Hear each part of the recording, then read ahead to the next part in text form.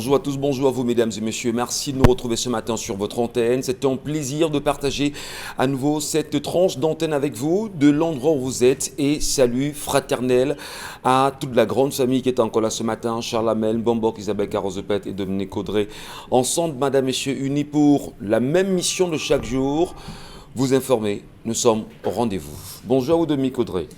Bonjour Michel Gachou, bonjour aux téléspectateurs. On va directement avec l'histoire de ce matin. C'est une histoire rocambolesque, digne d'un film d'horreur, parce que le monsieur qui nous écrit est un peu, disons qu'il est un peu troublé. Il dit qu'il s'est marié il y a 5 ans. Et chaque année, sa belle-mère vient passer du temps avec eux à la maison. Elle vient passer sensiblement 2 semaines et elle part. Il y a une sorte de rotation entre sa belle-mère, sa mère, ses sœurs et tout. Donc la famille vient constamment tout le temps dans son foyer. Malheureusement, durant les fêtes de cette fin d'année, les dernières, en 2020, sa belle-mère est venue à la maison. Et cette nuit-là, sa femme avait une veillée de prière et elle est allée à l'église, elle a veillé et tout. Donc lui, de son côté, il était sorti boire avec des amis et lorsqu'il revient, il dit qu'il était complètement saoul et malheureusement, le pire est arrivé parce qu'il s'est retrouvé à avoir une relation intime avec sa belle-mère. Le matin au réveil, il s'est rendu compte que la personne qui lui a fait vivre ça, c'était sa belle-maman. Sa femme n'était pas encore rentrée. Il a tout fait de s'habiller. Et avec sa belle-mère, il n'y a pas eu d'échange, il n'y a pas eu de conversation. Personne n'a rien dit du tout. Et la vie a continué. Le mois de février, sa belle-mère revient à la maison et c'est ce jour-là qu'ils ont essayé d'avoir une conversation. Ils se sont dit vraiment, il ne faudrait plus qu'on en parle et tout. Mais il a dit quand même que belle maman, je vais être honnête avec vous, c'était vraiment bien, c'était très bien et ce jour-là, malheureusement, ils ont recommencé. Donc aujourd'hui, il entretient une sorte de relation avec sa belle-mère et il dit qu'il voudrait que ça s'arrête de janvier à juillet et il aimerait que ça s'arrête et il ne sait pas comment. Est-ce qu'il devrait avouer à sa femme que en fait, je te trompe avec ta mère ou alors il... Je comprends pas. Sa belle-mère? Oui. Elle est encore très jeune, Mathilde. Parce que j'ai posé la question, est-ce qu'elle a... Il dit que oui, elle a eu sa fille très tôt. Est-ce que c'est pour autant qu'elle soit très jeune qu'il faut aller avec sa belle-mère? Je ne sais pas, moi je suis une femme. Demandez aux hommes comment ça se passe dans vos têtes. Mais la belle-mère, c'est pas un nom. Donc c'est vous, les femmes, vous pouvez aussi nous dire. En même temps. Donc c'est ça. Comment est-ce qu'il va faire pour en finir avec cette histoire? Ça fait combien de temps ça dure? Depuis décembre 2020. Oui, pendant les fêtes de 2020. Donc, sa femme était allée à la prière et il était en train de boire avec des amis et il revient, il voit une femme bandante et il a sauté dessus. En fait, il a cru que c'était sa femme, c'est ça? Non, il n'a pas cru. Il n'a pas cru? Il a juste vu une jupe et il a sauté dessus. Sa belle-mère était aussi sourde? Non. Et sa femme était où? À la prière. Voilà. À une veillée de... Vous savez, les transitions. Oui, les transitions. Donc maintenant, l'acte s'est produit 2 fois. Et il a peur de développer des sentiments et comment arrêter ça rapidement. Et sa belle-mère de quoi? Elle veut continuer? Sa belle-mère dit rien. Ouais, bon, c'est lui qui m'a envoyé l'histoire. Si vous lui avez posé la question pour qu'on soit dans l'histoire. Non, mais si c'est l'homme qui se plaint, ça veut dire que la belle-mère prend plaisir, quoi. Non, je ne pense pas. Je ne pense pas. En tout cas... Vous êtes interloqué? Personne ne dit rien. Je sais qu'en même temps, aller avec sa belle-mère, c'est... Il faut être un homme. Hein. On se pose des questions quand même. Qu'est-ce qui peut bien se passer dans la tête d'un homme pour qu'il trouve judicieux d'aller avec sa belle-mère et prendre pour prétexte qu'il était sous? Est-ce que c'est suffisant de valider une telle thèse? Ben maintenant, si la belle-mère a pris goût entre-temps et qu'il voudrait mettre un stop à cela, qu'est-ce qu'on peut dire, Isabelle Carole? Vous comprenez comment cette histoire-là? Je comprends rien. J'avoue que moi, humainement parlant, je suis un tout petit peu... Je comprends rien. Hein? Rien du tout. Vraiment, j'avale ma langue là, j'avoue. Je lève les mains, comme on dit très souvent, parce que là, je suis perdue. Puisqu'il nous envoie son histoire quand même, il faut préciser. Oui, mais là, vraiment, il nous plonge dans un week-end plutôt obscur, parce que vraiment, avoir à décortiquer une telle histoire, ça fait tellement mal, c'est tellement dur, c'est tellement compliqué et tout. Mais bon, c'est notre mission. les servir. Donc, on va le faire, Michel Ngacho. Alors, moi, je pense que vraiment, on a touché le fond. Voilà, c'est ce que je pense a priori. Là, on a touché le fond. Il se lance dans une relation avec sa belle-mère. Honnêtement, on ne peut pas interdire à un homme de zapper, de regarder plusieurs chaînes. Ça, on le sait, nous les femmes, on a du mal à le digérer, mais on finit par accepter que voilà, il puisse quitter d'une chaîne à une autre. Mais maintenant, quand on fait quand même le zapping, il y a des chaînes qu'on ne regarde pas. Donc, vous ne pouvez pas me dire que, ok, d'accord, vous avez un appétit sexuel tellement poussé au point où vous posez votre regard, vous ne vous arrêtez pas à ça, mais vous allez plus loin, vous allez tellement en profondeur. Et avec qui? Votre belle-mère. Michel Ngacho, il y a des personnes, même nues, vous êtes insensibles. C'est-à-dire que même si vous sortez de prison, vous avez été sévré de sexe pendant 6 mois, 1 an ou 10 ans. Je dis, il y a des personnes qui se placent devant vous, même nues, ça ne vous fait aucun effet. Et c'est le cas de votre belle-mère. Parce que ce qu'il faut dire, une belle-mère, c'est votre mère. C'est une personne que demain, dans des situations compliquées, si ça arrive, vous êtes appelé à laver, vous êtes appelé à nettoyer. Oui, votre belle-mère peut être tellement malade, dans des conditions terribles, et c'est vous qui êtes appelé à enlever ses besoins. C'est vous qui êtes appelé à la laver, à prendre soin d'elle, à la nourrir. Vous êtes appelé à ça, vous devez le faire. Donc, c'est des personnes dans la tête, tu dis, c'est carré. C'est-à-dire que même si on vous met un couteau au cou, vous ne pouvez pas, vous n'allez pas bander. C'est-à-dire que peu importe le striptease qu'elle aura à faire, vous serez indifférent, sauf si c'est un genre d'homme vraiment qu'on prend avec la main gauche. Mais je pense que pour un homme qui a un peu du jote, vraiment, rien ne se passera dans son pantalon. Peu importe que la posture que cette belle maman pourrait avoir. Donc je crois que même s'il va dire que ce soir-là, il a bu un verre de trop, quand il rentre dans la maison et trouve sa belle-mère, peu importe la posture qu'elle a, peu importe la tenue qu'elle a, il ne devrait même pas faire attention. Au contraire, il regagne directement sa chambre et il se contente de ça. Maintenant, si l'histoire nous avait dit qu'ils l'ont fait un soir et ils sont arrêtés à ça, parce que c'est arrivé comme vraiment de manière imprévue et on ne sait pas justement comment on a fait pour arriver à ça et tout, peut-être qu'on aurait tenté de comprendre. Si la belle-mère a pris goût, si la belle-mère justement dans l'histoire, il y a eu une première fois, il y a eu une deuxième fois, et qu'il y ait une troisième fois, et aujourd'hui il va arrêter. Comment belle-mère peut valider justement aller avec le mari à sa fille? Non, ça veut dire que maintenant... Qu'est-ce qui peut trotter dans la tête de la belle-mère, quand même? Parce qu'elle aussi, elle a un droit, un regard d'encadrement pour le couple de sa fille, mais comment c'est elle qui peut être à l'origine de tel dérapage? Du malheur de sa fille. Oui. Parce que là, c'est être à l'origine du malheur de sa fille, un malheur qu'elle portera toute une vie. Et vraiment, tôt ou tard, il n'y a pas de crime qui soit parfait. Tôt ou tard, il y aura toujours un indice. Tôt ou tard, il y aura toujours un truc qui ne sera pas à sa place. Et la fille en question sera au courant. Et je n'ose même pas imaginer la suite. Parce que ce sont les pleurs que Dominique viendra encore avec pour nous dire la fille a écrit pour pleurer et tout. Donc je dis, si on avait parlé de ce soir et s'arrêter là, peut-être qu'on aurait tenté de comprendre. Mais là, de dire que vraiment récidive, aller une fois, 2 fois, 3 fois, ça veut donc dire qu'on a 2 personnes qui s'aimaient depuis, qui faisaient semblant de ne pas s'aimer. La belle-mère et le beau-fils. Oui, ça veut dire qu'ils s'aiment depuis. Non, mais ça veut dire que ces 2 personnes s'aiment. Ne me regardez pas, c'est pas moi qui le dis. C'est l'histoire qui le démontre. Voilà, c'est l'histoire qui démontre cela, que ces 2 personnes s'aiment. Sinon, vous n'allez pas me dire ok, d'accord, un soir vous avez été violé, on met ça sous le compte du viol. Allez, la belle-mère a été violée par son beau-fils.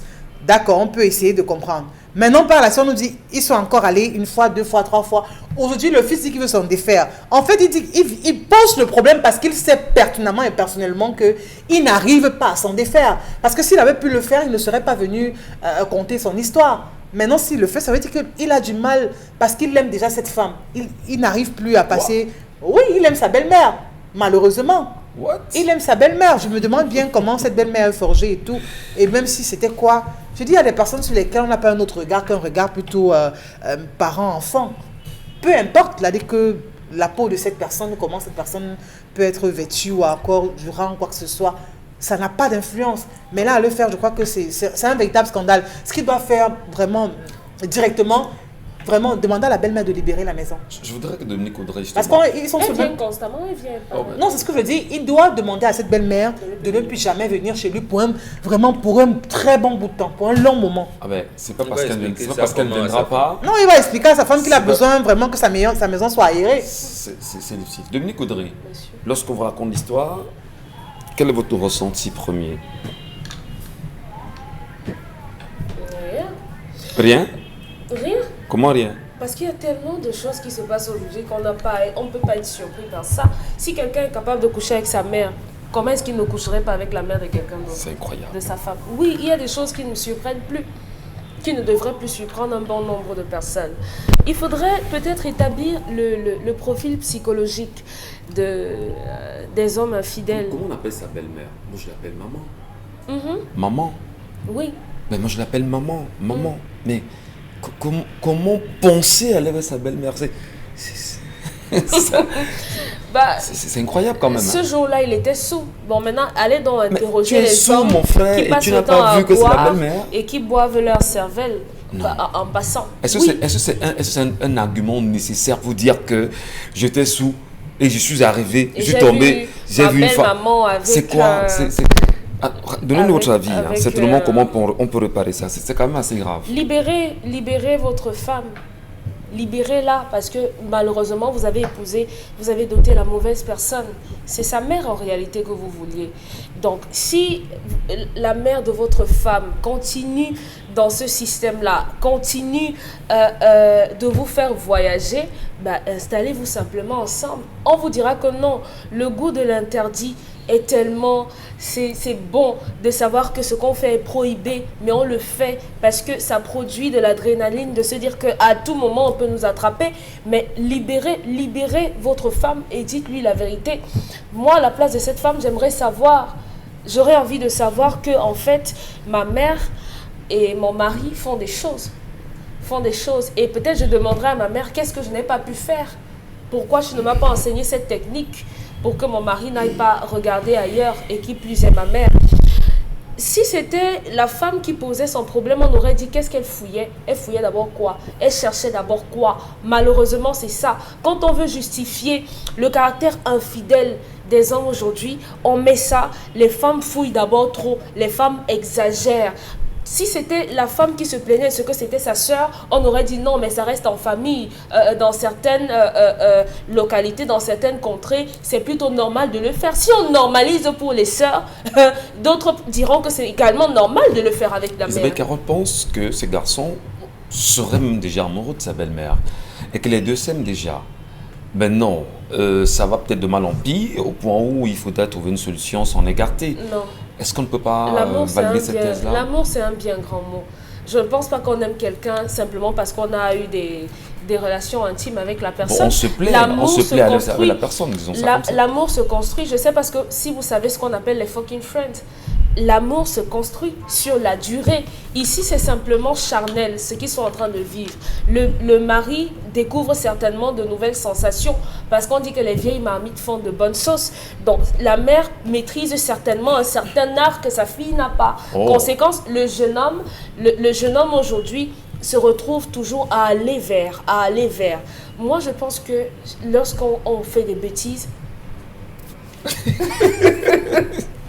Vous pensez peut-être que c'est impossible. Non. C'est tellement constant, en fait, c'est tellement récurrent. Quand vous dites que la mère peut-être l'astuce que la fille n'a pas, je dis ben non. Qu'est-ce qui peut pousser un homme raisonnablement à aller avec sa belle-mère? Si tu estimes que ta femme n'a pas des astuces que tu aurais bien voulu qu'elle puisse avoir, mais donnez-vous des cours en réalité.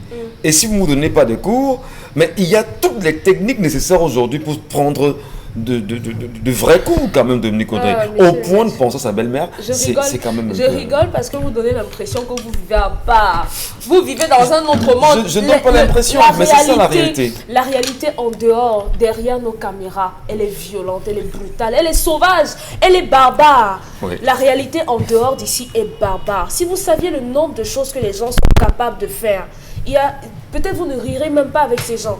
Donc malheureusement, ce jeune homme, cet homme-là s'est marié avec la mauvaise femme. Libérer cette femme. La bonne, c'est la belle-mère? Oui, c'est sa belle-mère. Qu'il aille avec elle. Il n'y a pas de problème. Qu'il aille avec elle, mais qu'il libère celle-là. Parce qu'après, ça pourra devenir une sorte de compétition avec sa mère qui pourrait déboucher sur du poison ou bien sur un envoûtement, sur un empoisonnement, sur n'importe quoi, sur du charme même. Donc, s'il veut la belle-mère, qu'il libère simplement et qu'il aille avec sa belle-mère, c'est tout. Charles Bachou, vous comprenez quoi à cette histoire de ce matin? Qu'est-ce que vous en dites? Monsieur Michel, les Occidentalisés vont nous finir. Hein. Incroyable. Les occidentalisés vont nous finir parce qu'on se perd un peu dans ce monde. Ce garçon nous raconte des histoires, M. Michel Ngattchou. Il nous raconte des histoires.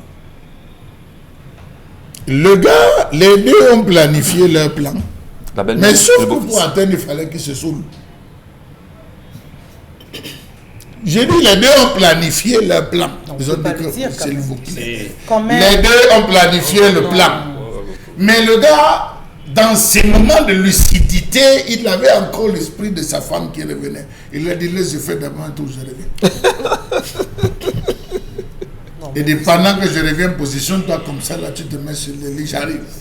Il est sorti, prend 2, 3, 4, 5, 6. Il a violé. Il dit, ça va, je reviens. Lorsqu'il a volé, il a crié. Au secours! Qu'est-ce que tu fais comme ça? Elle a crié. Mais qu'est-ce qu'on en sait? Peut-être qu'elle a crié. Elle n'a jamais crié. Elle n'a jamais crié. Après, est-ce que la maison était insonorisée? Comme un studio de télé. L'histoire nous dit qu'ils ont encore fait des... Voilà. Donc, ils se sont préparés. La mère a dit que je sais que tu n'as pas le courage. Fais d'abord un tour, tu prends un stimulant, tu reviens. Non. Donc, M. Michel Ngattchou, une mère consciente. Donc vous soupçonnez la belle-mère. Une mère consciente ne peut pas violer la chapelle. La chapelle mystique d'un foyer ne peut pas violer le sanctuaire, l'autel, M. Michel Ngattchou. Le lit du mari, la seule chose que vous possédez dans une maison, vous les hommes, c'est le lit et le matelas. Qui vous a dit? Le jour que vous prononcez le divorce, portez le lit, démontez le lit, arrangez le matelas par terre, laissez la chambre vide. La femme aura du mal toute sa vie. Si vous ramenez le salon, ça ne lui dira rien. Parce que le lit a l'histoire. Regardez combien vient falsifier. C'est un virus. Imaginez le logiciel dans lequel un virus s'incruste. C'est ça ce qu'elle a fait sur ce lit. Elle a maudit, la propre mère a maudit toute sa génération et sa descendance parce qu'il sort de sa maman et il entre chez la fille. Donc ça veut dire qu'il a détruit d'abord sa propre famille à lui, M. Michel Ngattchou, et celle de sa femme, y compris sa femme. Ne soyez donc pas surpris qu'il y ait des Mongols dans cette famille, ne soyez pas surpris qu'il y ait des fous, ne soyez pas surpris parce que vous ne pouvez pas prendre. Dans l'acte sexuel, il y a l'échange des fluides, on échange des particules, la salive qu'on donne, celle qu'on reçoit, le plaisir. Vous ressemblez à un volcan et c'est en ce moment qu'on met en exergue M. Michel Ngattchou les 4 éléments fondamentaux de la vie. Elle respire. Pendant que vous vous embrassez, vous respirez l'aval. Vous prenez sa respiration. Les fluides, l'eau, la salive. Vous avez les transpirations. Vous échangez tout et vous portez ça. Pendant cet acte, il y a de la pensée. Vous pensez quoi? Je m'amuse et je joue. Ah, mon vrai, c'est ma femme. Vous portez, vous allez déposer chez la femme. Vous êtes un mauvais vecteur, un poison, un sorcier. Et une sorcière, M. Michel Ngattchou. On ne peut pas esquiver la maman parce que c'est la maman qui doit ramener. Vous vous rendez compte qu'il a pris tellement conscience, il a pris tellement goût, il a pris tellement plaisir qu'il a délaissé sa femme. Il revient aujourd'hui parce que sa femme certainement lui a dit « Je ne te reconnais plus chaque fois que ma mère est là ». Il sent que là, on risque de découvrir le pot rose. Il fait un réveil. Ça, c'est un réveil sournois. Monsieur, vous êtes amoureux de la belle-mère, comme a dit Dominique. Pour une fois, je suis avec vous. Laissez votre femme aller vivre avec votre belle-mère. Mais sachez que vous montez, vous descendez, vous avez déjà détruit littéralement ce tissu social. Comment est-ce qu'il va faire pour avoir la fille que... Écoute, chérie, je couche avec ta mère. Incroyable. Comment est-ce que la fille va voir sa mère? C'est fini. Comment est-ce que la fille va voir ses enfants? Monsieur Michel Ngattchou, vous voyez parfois des filles, des femmes qui détestent leurs enfants. Je vous assure, qui détestent leurs enfants, vous dites que c'est le gars, parce que vous ne croyez pas. Il y a parfois des raisons, il y a parfois des choses comme celles-là qui se sont fomentées, qui se sont faites sans que vous ne vous rendez compte, M. Michel Ngattchou. Nous étions en 1986, lorsque je suis par là, lorsqu'on a découvert, et ça c'est à l'hôpital central de Yaoundé, M. Michel Ngattchou, on a découvert que les 3 enfants qu'une femme venait d'accoucher à l'hôpital étaient celles de son fils aîné. Des histoires exceptionnelles, des histoires en même temps qui laissent à réfléchir. Et ce matin, en même temps, on le sait, sont nombreuses les belles mamans qui nous regardent. Et on se dit, belle maman, comment regardez-vous votre beau-fils? Peut-être il est très beau, peut-être il est plus Même mignon. si c'est Leonardo DiCaprio, Peut-être. M. Michel Il a les Ngatou, abdos. il ne peut pas faire ça. Peut-être, à la- mais comment la belle-mère Chez vous. également, Chez vous. comment la belle-mère également pourrait être complice d'un tel acte? Elle a été d'un- violée. Elle a été 2 fois. 2 fois, 3 fois, 4 fois. À des moments, ils ont changé de terrain. En changeant de terrain, c'était toujours... Bon, Bengan. On parle ici, Chalamade l'a évoqué, de malédiction qui entachera forcément cette famille. Et la descendance devra en subir. Quand on se rend compte d'un pareil cas, qu'est-ce qu'on fait? Comment on résout cela, à votre avis? On sauve la fille. On sauve la fille. Oui, on sauve la fille. Et généralement, on castrait le garçon et la belle-mère était soumise à un rituel qui l'empêchait d'entretenir des rapports sexuels toute sa vie. Vous savez, lorsqu'on envoyait des filles en mariage chez nous, on attendait maximum 1 an.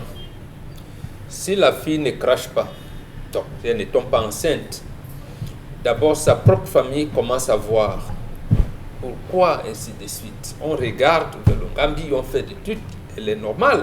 Le garçon aussi, bon, les spermes produisent bien, bon, qu'est-ce qui ne va pas? On allait chercher très loin, parce qu'il y a des familles qui ont eu à verser le sang. Je veux dire, ça peut remonter aux grands-parents, ainsi de suite. Ça peut bloquer. Donc, ce que Charles Amel dit là tout à l'heure, dans le transfert d'énergie, ça peut porter sur un descendant, fille comme garçon. On va chercher plus loin. Qu'est-ce qui empêche à notre fille de tomber enceinte? On va regarder tout ça. Parce qu'il y avait aussi des situations où une femme entretenait des relations avec un homme beaucoup plus jeune parce qu'il ne pouvait pas se marier et parce que, et oui, il ne pouvait pas se marier, peut-être parce que de marié, il disait, bon, j'ai fait la passe, tu vas épouser ma fille. Ils arrangent comme ça. Et à ce moment-là, la fille allait subir un certain nombre de choses dans son ménage. On était donc en proie à regarder les situations. Et lorsqu'on découvrait qu'une femme avait fait ça, elle était sérieusement et sévèrement punie par la confrérie des femmes. Généralement, bon, c'est vrai, on ne les rendait pas public et on pouvait quelquefois aussi cacher à sa fille, mais la femme était punie. Vous avez entretenu des relations intimes avec un monsieur, et vous placez votre fille. C'était interdit. Mais on pouvait vérifier. Il y avait des situations également, et c'est pour cette raison que lorsqu'une fille va en mariage, sa propre génitrice ne l'accompagne pas. Donc le jour où on vient d'accompagner, on vient t'installer, ta propre maman ne va pas. Elle ne va pas. Pourquoi elle ne va pas? C'est 2 choses fondamentales. La première, c'est de montrer que c'est collectif. En dehors de ta maman, il y a des mamans auprès de qui tu peux te référer, tu peux. Et justement, avec la belle-mère qui a accouché, la fille qui a intégré l'autre famille, avait un respect. Parce qu'on disait, ah, cette maman a fait des enfants, tous sont en mariage. Elle avait. Donc, c'était quelque chose, j'allais dire, de secret, de sacré. Je vais faire comme la maman de Audrey. Je vais faire comme la maman d'Isabelle Carole. La maman d'Isabelle Carole, quand elle voit. Donc, on voyait l'image de la maman. Sous les yeux de Bengan, on a cette réaction d'un texte qui nous fait savoir qu'il connaît très bien l'histoire. En même temps, Pianki le pharaon qui dit: je connais très bien cette histoire. La mère se venge juste de sa fille pour avoir couché avec elle, avec le père de cette dernière fille. Pardon? La mère se venge juste de sa fille pour avoir couché avec le père de sa dernière fille. Donc, il dit connaître l'histoire. Est-ce que quelque part également ici, il n'y a pas de vengeance? Ça revient à ce que j'allais dire. C'est une maman sorcière. C'est une maman sorcière qui ne peut pas encadrer ses filles. Ça veut dire quoi? Est-ce que sa fille avait été violée ou bien alors du moins un homme de son entourage avait couché avec sa fille ou bien un homme qu'elle aimait? Et elle vient se venger. Vient se venger, c'est une sorcière. Donc, je veux dire que même en cas de viol, c'est votre beau-fils qui vient, vous le repoussez. En rejoignant la thèse de Charles Oui, mais tout à fait, elle est consentante. Et c'est elle qui a planifié. Ouais. celle qui a planifié, et ce genre de femme, elle doit être punie. Bon, malheureusement, quand vous allez dans les églises, il n'y a plus de confréries de filles. Chez nous, on les appelle la confrérie de corps, donc de l'escargot. Vous allez, cette femme devait se retrouver avec une situation telle que sur sa peau, vous avez les, comment vous appelez ça? Scarification. Les traces d'escargot, c'est comme si l'escargot, vous savez bien que le sexe des femmes comparable à l'escargot, donc l'escargot est hermaphrodite, donc elle devait se retrouver avec les traces de l'escargot sur son corps, et sa peau allait essayer de squamer et revenir ainsi de suite, de telle manière qu'en fait elle n'allait plus être approchée par des hommes. On va se prendre 30 secondes chacun. Qu'est-ce qu'on dit aux belles-mères ce matin, Bonbon, en 30 secondes? Quel conseil pour les beaux-fils? Quel conseil envoyer vos belles-mères? Première chose, même si le mariage avec le père de vos enfants a raté, de donner, dégager des bonnes idées pour que vos filles puissent intégrer le mariage, puis réussir dans les mariages, pour mieux pérenniser votre descendance. Vous validez la thèse de Bonbon Benga? Je crois que vraiment, il faut que la belle-mère apprenne à rester sur son carreau, à ne rester que là, rester dans son carré, dans son périmètre, respecter cela, se tenir à bonne distance du mari à sa fille. Il ne faut pas aussi qu'il y ait aussi tellement de proximité, parce que des fois, il ne faut pas qu'on perde de vue que la chair est faible. Donc ne pas se mettre dans des situations inconfortables. Ne jamais se retrouver dans des situations inconfortables, parce que si on se retrouve dans une situation inconfortable, on pourrait ne pas maîtriser ce qui arrive. Très bien. Alors, et savoir ne pas perdre de vue qu'on a sa fille en face. Votre beau-fils, c'est votre fils. Pareil pour le beau-fils, doit savoir que sa belle-mère, c'est sa mère. Voilà. D'où sort-il qu'on se mette à sa belle-mère? Dominique Audrey, on doit rappeler ses belles-mères, on doit se méfier de sa belle-mère? Non, on doit même être très proche de cette dernière, parce que si on a épousé l'enfant de quelqu'un, on doit avoir une certaine proximité avec la personne. Maintenant, il faut revoir les mentalités, il faut discipliner les sexes, que ce soit masculin ou féminin, et un peu contrôler sa libido, c'est tout. Charlamel, qu'est-ce qu'on dit pour sortir aux belles-mères et aux jeunes garçons? Monsieur Michel Ngachou, il faut construire une barrière avec des parpaings de vin entre vous et votre belle-mère. Voilà. Je dis une barrière avec les parpaings de vin.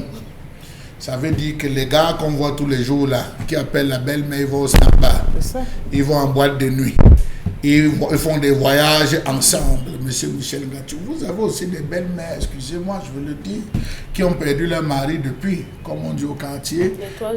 Non, je ne veux pas faire cette expression. Je vous en prie. Oui, ça c'est important de le dire. Il faut sortir. Je suis en train de sortir. Il faut savoir jouer avec cela. Et les enfants, lorsque vous vous rendez compte que physiologiquement votre maman est restée seule, les enfants, aidez votre maman à avoir un papa. Aidez votre maman, causez avec elle en disant que, mais essayez de trouver. Vous avez des mamans qui sont veuves, elles ont été veuves jeunes. Elles se refusent d'avoir quelqu'un pour le veuvage. Non, il faut l'accompagner. À défaut de ça, on va se retrouver à vivre. Une personne plus jeune qu'elle? Non, mais ça c'est une conversation avec la maman. Non, maman, toi, tu restes seule comme ça.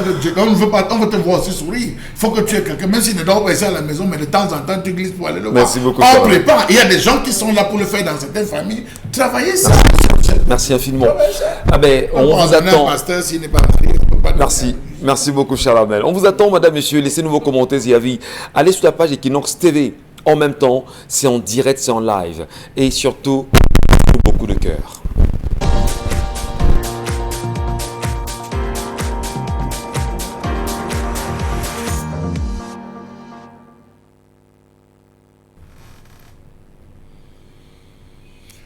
Je m'interroge ce jour sur la question du recasement des populations après les casses dans ce pays. Comment comprendre ce pays dans lequel l'État, avec eux, opprime le peuple? Du jamais vu dans le monde entier, où l'État, bras fort, se retrouve à opprimer le peuple. Quelle est la politique nationale de recasement dans ce pays? Il en existe une politique nationale, mais pourquoi ce n'est pas mis en application? Quelle est la protection légale dont jouissent les populations contre les expulsions? Cette question, le Cameroun ne l'a jamais répondu. Pourtant, il est membre du PITSEC, du PIDEX, autant pour moi, Pacte international sur les droits économiques, sociaux et culturels, qu'il a signé et ratifié le 27 juin 1984, qui stipule, je cite, « Les États partis au présent pacte reconnaissent le droit de toute personne à un niveau de vie suffisant pour elle-même et sa famille, y compris nourriture, vêtements et un logement suffisant. » Comment comprendre toutes ces opérations de déguerpissement, de démolition d'un autre genre dans ce pays sans aucune possibilité de relogement? Avant tout déguerpissement tel que édicté par les lois de cette République, il y a d'abord l'indemnisation. Avant tout déguerpissement, on indemnise, on reloge et on procède aux démolitions après avoir constaté la libération. La Constitution de notre pays, dans son préambule, stipule que la propriété est le droit d'user, de jouir et de disposer des biens garantis à chacun par la loi. Nul ne saurait en être privé si ce n'est pour cause d'utilité publique, sous condition d'une indemnisation dont les modalités sont fixées par la loi. Lorsqu'on va un peu plus loin, si l'État se rend compte que des populations vulnérables ont occupé ces terres, l'État a le droit soit de renégocier avec ces populations, soit tout simplement de rediriger le projet ailleurs. Comment donc comprendre que l'État, dans le contexte du Cameroun, se balade dans chaque quartier avec la massue et le fouet? Comment comprendre le non-respect des engagements internationaux du gouvernement camerounais? À l'international, on dit du Cameroun qu'il est un pays de violents, de barbarie où l'État écrase le peuple. On a eu Bonaberi, on a eu Newton Aéroport, on a eu Garoua, on a eu Ngaoundéré. La ville de Douala à ce jour ne donne plus aucun plaisir à acheter un terrain parce que, comme le dit la Bible, nul ne sait le jour ni l'heure. Comment comprendre ce pays dans lequel l'État opprime le peuple sans aucune réflexion, sans aucune discussion, sans aucune analyse? Comment comprendre que les populations n'ont que leurs yeux pour pleurer face à la monstruosité de l'État? Au Cameroun, les politiques urbaines ne sont pas toujours adaptées aux besoins de personnes vivant dans la pauvreté, notamment en matière de logement social. En effet, le secteur informel représente 90% en milieu urbain et la pauvreté touche plus de 40% des citoyens qui travaillent principalement comme producteurs. Le déficit en logement au Cameroun est de 2 400 000 logements. Les expulsions sans indemnisation, sans recasement, restent un problème avec plus de 50 000 ménages expulsés entre 2011 et 2020. 50 000 ménages. Est-ce que vous pouvez compter de 1 à 50 000 ménages expulsés entre 2011 et 2020? L'État du Cameroun fait fort. Faites le ratio 2011-2020, ça fait 9 ans. 9 ans. Quelle souffrance pour les pauvres Camerounais. Comment comprendre que les promesses faites avant se transforment en cauchemar pour les populations? Comment comprendre qu'il n'existe aucune procédure d'accompagnement de ces populations démunies et déguerpies dans ce pays? Comment comprendre que cette mastodonte qu'est l'État du Cameroun laisse ces populations sans jamais procéder à l'interdiction d'occupation? Comment comprendre le silence de la Mahéture dans l'ensemble de ces récriminations? À une certaine époque, les populations qu'on avait cassées avaient reçu comme message « Allez vous installer à Bodjongo. Il y a des espaces de ce côté vierge, allez-y construire. On a envoyé les populations, elles ont construit. Une fois qu'elles se sont installées dans cette zone, elles ont procédé à la viabilisation. Quelqu'un s'est levé le matin, il a dit, c'est notre terre. On a réexpulsé ces populations.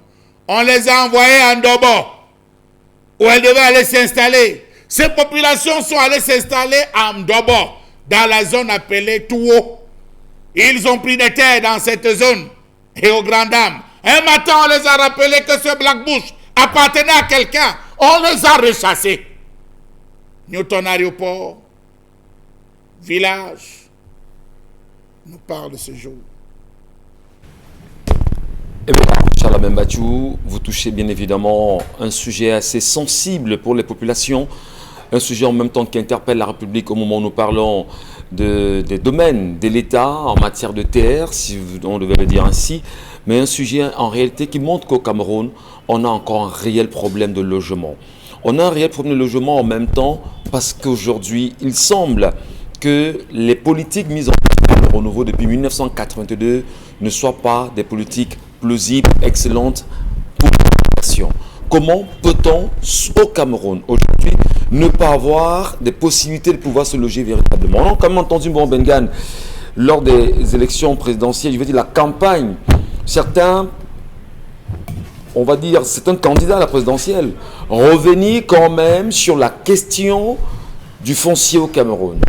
Finalement, comment se loger au Cameroun et se dire fier d'être Camerounais dans son logement? Donc, comment se loger, être en sécurité? Être en sécurité. Oui, vous avez raison. Mais ici, le problème principal qui se pose, c'est que on procède à un projet, on déguerpit les gens et on détourne l'argent, on laisse les gens dans la rue. C'est ça, en fait, que Charles Lamel veut dire. Le cas de Ntaba, à Yaoundé. Voilà. Et il y en a plus grave. Il y en a plus grave. Ça me rappelle, je l'ai suivi, parce que là, j'aime citer les gens qui ont dit, vous dites souvent qu'il ne faut pas citer les contemporains. Moi, je les cite. Vous avez entendu parler de la construction du barrage de la Mapi. Oui. Voilà. Cher ami, on n'a jamais recasé ces populations jusqu'à aujourd'hui. On avait parlé de 105, environ 105 millions pour une population pour 23 personnes. Mais la liste finale s'est retrouvée qu'on a charcuté. Ils se sont retrouvés avec 550 millions. Non, avec une cinquantaine de millions sur 105 personnes.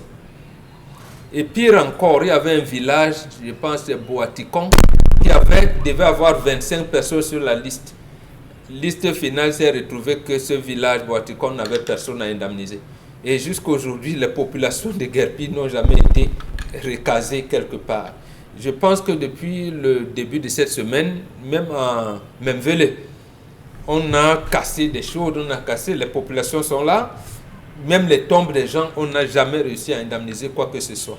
Il y a comme ça, donc le truc de Newton Aéroport vient seulement reposer le problème justement du foncier. Pourquoi? Parce que ceux qui ont l'argent se sont accaparés les terres.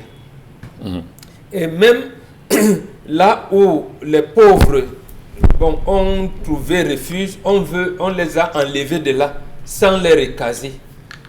Et eux n'ont donc même pas la possibilité d'avoir un titre foncier, puisqu'en fait, que ce soit Newton Aéroport ou dans les villages où on fait souvent des grands projets, on se retrouve les villages, ils savent qu'ils sont nés là, leurs grands-parents étaient là. Donc, ils n'avaient pas de titre foncier. Mais il y a quand même les droits coutumiers qu'on reconnaît. Et même ça, on ne paye pas. Le problème, c'est le mauvais cœur. Les gens sont méchants. Les gens à Yaoundé sont méchants. Et le père Hebga le disait, qu'il a l'impression que les gens se nourrissent du sang et des pleurs des populations. Donc, quand vous souffrez et ils grandissent, donc ils sucent l'énergie sur la base de la désolation qu'on sème sur la population. Le peuple est-il conscient de ça? Le peuple est conscient, mais le peuple n'a pas... Il est bâillonné? Oui, il est bâillonné. Le peuple n'a pas les moyens de se défendre. Vous avez parlé des députés, mais ils ont d'abord commencé à parler du logement des chimpanzés. Bon, maintenant, apparemment, ils commencent à penser que les hommes peuvent aussi se loger. Donc, imaginons qu'ils vont pousser la réflexion très loin pour permettre aux populations camerounaises de se loger. Parce que vous entendez par le barrage bon, j'ai parlé de la Mapé à Garoua. Voilà, de Wen, on veut détruire 127 villages. De Grand et Wen, on veut jumeler deux barrages Grand et Wen et un autre. On veut Ngodi. On va détruire 127 villages et on ne dit pas où les habitants de ces 27 villages seront recasés. Parce que Charles Hamel a dit que la loi venait d'abord qu'on vous indemnise, on vous reloge et maintenant on vient effectuer le projet, mais jamais. Ici, c'est l'inverse. Je pense même qu'à Kribi, il y a des gens qui sont en prison pour ça. À Mapé, il y en a qui sont en prison. Barra de Lagdo, qui en principe c'était pour le développement de l'agriculture, mais comme il restait, je pense, 72 mégas à faire, on a construit un barrage. Mais ces gens n'ont jamais été indemnisés ni recasés. Donc ce problème de logement qui s'accompagne pour le cas précis des indemnisations ne se fait jamais. Parce que les gens à Yaoundé sont méchants. Alors, Dominique Audrey, Bonbon Bengan pense que Yaoundé est méchant et c'est fait à dessein. Aujourd'hui, on n'a que foutre de la volonté de relogement ou de relogement de la population. Est-ce qu'on va dire fondamentalement qu'il faudrait peut-être reprocéder à une autre éducation de la société des Camerounais pour leur dire quels sont leurs droits en matière bien sûr de foncier au Cameroun et quand il va falloir revendiquer, qu'on arrête quand même de traiter le peuple de la sorte, Dominique? Oui, il faudrait dire aux populations que lorsqu'on vous déguerpit, c'est parce que vous n'avez pas le droit d'être à cet endroit précisément. Mais lorsqu'on vous exproprie d'une propriété parcelle, là on a le devoir de vous indemniser. Parce que le distinguo doit être fait. Malheureusement, aujourd'hui, nos familles s'installent à des endroits parce que, justement, on n'a nulle part où aller. Par exemple, les zones marécageuses. Justement, parce qu'on n'a pas la possibilité d'acheter le mètre carré à 30 000 francs à un certain montant, nos familles se ruent à ces endroits-là qui sont des propriétés de l'État et s'y installent. C'est pour ça que Souaïdjo, en 1980, il y a eu la loi qui donnait une sorte de sanction par rapport aux personnes qui s'installaient de façon illégale en mentionnant justement qu'on avait la possibilité de les déguerpir sans que personne ne soit inquiété. Si vous vous installez à ces endroits-là, c'était la loi 80, oui, la loi 80-22 de juillet 1980 organisait justement cela en disant que si vous êtes à cet endroit-là et que vous n'en avez pas le droit, on va devoir vous déguerpir si c'est du domaine privé de l'État ou bien si c'est sur le domaine de quelqu'un. Si vous vous installez sur le terrain de quelqu'un sans autorisation, on a la possibilité de vous casser sans aucune forme de procédure. Malheureusement, les mesures d'accompagnement pour les populations qui n'ont rien sociaux ne suivent pas. Conséquence, on a des gens qui s'installent partout sur les abords des drains, les gens qui improvisent des maisons sous les poteaux électriques, des gens qui se construisent dans les marécages parce qu'on n'a pas pensé au boom démographique qui fait qu'aujourd'hui, on a du mal à pouvoir se loger. Monsieur Mbachou parle de 50 000 Camerounais déguerpis entre 2011 et 2020. Si on fait le ratio en disant que 50 000 foyers, si on estime que par foyer, on a 5 personnes, on est à 250 000 Camerounais qui sont en train de divaguer aujourd'hui. Vous savez quelles sont les conséquences? C'est que lorsque dans une maison, on a 3 enfants et 2 de 16 ans qui sont comme ça, qui errent dans les rues, qui n'ont pas de quoi manger, qui n'ont rien, ils se lancent dans la drogue et ils commencent à voler. Donc c'est un certain nombre de conséquences qui produisent... des actes qui produisent les conséquences qu'on vit aujourd'hui. Le grand banditisme qui a été multiplié, quintuplé à cause des enfants qui sont sans abri. Si un parent a un bébé de 3 ans, combien de familles aujourd'hui, combien de nos familles sont à même de recevoir 5 personnes, de recevoir 10 personnes? On va dire aux aînés, essayez de vous débrouiller, cherchez où est-ce que vous pouvez dormir, où est-ce qu'elles vont aller, où est-ce que les filles vont dormir, elles vont aller se prostituer. Elles vont aller occuper des maisons où elles seront 12 et on va les chasser. Encore. Oui, comme vous avez dit l'autre jour. Non, Charles Abel, je vous en prie. je Non, vous ici on suis est à la sérieux. loupe. C'est pas la même C'est le chose. même contexte. Ce n'est pas le même Ce n'est pas le même contexte. Vous ne contexte. pouvez pas être contre à l'histoire du jour et être avec nous à la colère. Non, c'est la même chose. C'est la même chose. Il n'y a pas que ma maison qui sert Ah, ils vont aller où? Il n'y a pas que ma maison qui sert de La refuge. vôtre est plus proche. Non, elle est plus proche, on va trouver un autre endroit. accueillante. Elles peuvent trouver un autre endroit, S'il y a vraiment. démolition quand même, il faut trouver Bah, le premier en Non, Michel, il y a des hôtels, il y a des appartements meublés. Il y a des hôtels, il y a des Ah, appartements d'accord, pour les meublés. hôtels. Oui. Il n'y a pas d'argent pour les appartements meublés. Mais c'est Qu'est-ce pas qu'on ce qu'il dit. fait? Qu'est-ce qu'on fait? Donc, Vous laissez la famille dans la rue, Ça dépend de à quelles la belle personnes sont étoile? dans vos vies. Aussi Hein? ça, on vous demande ça. En tout cas, on va poursuivre l'émission. Bah,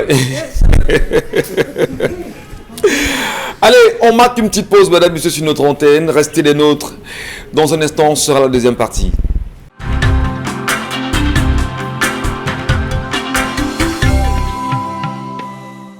Le plaisir est le nôtre, madame, messieurs, de partager cette tribune avec vous tous les matins entre 10h et 12h. Nous saluons hautement ceux et celles qui nous retrouvent à l'instant et nous tentons, tant bien que mal, de vous apporter ce qu'il y a à apporter afin de mieux lire le Cameroun d'aujourd'hui. Deuxième partie avec non seulement la grande famille Charlamel Batchoum, Bonbon Bengan Kandie, Dominique Odroyengelek et Isabelle Carozopet. Nous sommes toujours unis pour la même mission et il y a un moment, nous parlons bien sûr du foncier. Avant de revenir sur cette question fondamentale, Charlamel Batchoum, puisque vous nous le disiez, je reviens à vous, Isabelle Carole Zopet.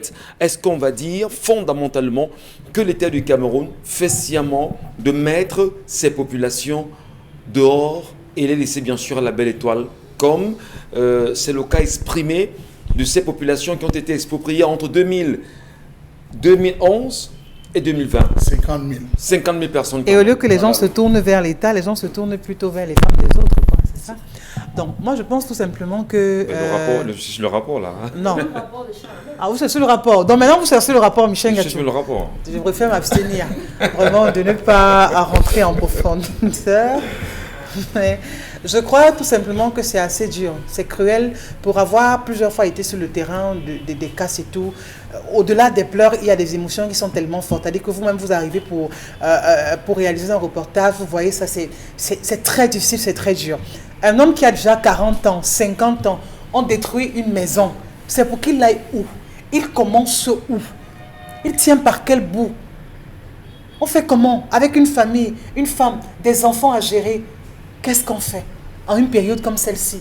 Vraiment, encore que même que ce soit la saison sèche ou pluvieuse, ce sont les mêmes intempéries, on est toujours à la belle étoile et tout. Je crois que c'est atroce parce que les questions qu'on se pose, comment ces personnes que vous aujourd'hui estimez qu'elles ne sont pas au bon endroit, vous décidez de les casser? Comment est-ce qu'elles font pour avoir des compteurs d'eau? Comment est-ce qu'elles font pour avoir, pour avoir la lumière et tout, des installations électriques? Mais ça veut donc dire que c'est officiel puisque ce n'est pas n'importe où on vient vous faire des installations d'eau et de lumière. Mais si on le fait, ça veut dire qu'on a cette certitude de ce que... Mais quand elles s'installent, est-ce que vous ne les voyez pas? Oui, c'est pour ça que je vais même bien plus loin en disant que si elle parvient même déjà à s'installer et avoir des compteurs d'eau, compteurs de lumière et tout, ça veut dire qu'elles sont dans les zones requises. Ça veut dire qu'elles sont dans des zones requises. Sinon, vous ne pouvez pas bénéficier de cela si vous êtes dans une zone rouge, une zone interdite de construction ou quoi que ce soit. Mais maintenant, si elles parviennent, si les populations arrivent jusque-là, ça veut donc dire qu'elles se sentent elles-mêmes en sécurité et savent qu'elles sont au bon endroit. Encore que, quand vous regardez très souvent ces histoires de casse, vous comprenez très souvent, on vous dira qu'il y a un particulier qui se cache derrière. Régulièrement, on vous dit un particulier qui est venu, non, il a acheté cette terre avant et tout. Et on comprend que, vraiment, on va le dire ainsi, les autorités sont de mèche.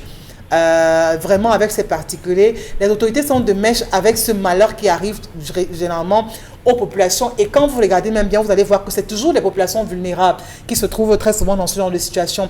On va prendre le cas de Makepe Misoke, qui est un cas très flagrant. Il y a une maison construite de ce côté qu'on n'arrive pas à casser jusqu'aujourd'hui. Je me pose toujours la question de savoir pourquoi toutes les maisons qui sont autour sont cassées, Michel Gachou. Mais il y a une maison de ce côté qui jusqu'aujourd'hui n'a jamais été cassée. On esquive. Cette maison, ça a fait tellement de bruit, ça a fait tellement jaser, et c'est pas un cas isolé, il y a tellement de cas comme ça. Donc vous comprenez que même quand on parle de casse, même quand on vous dit que non, c'est un espace qui appartient à l'État, on est toujours en train de faire du 2 poids 2 mesures, on n'est pas assez transparent, on n'est pas vraiment assez strict dans la mesure qu'on prend, parce qu'elle ne touche pas tout le monde. Mais aujourd'hui, ceux qui payent le prix fort ce sont ces citoyens qui se retrouvent désormais à la belle étoile.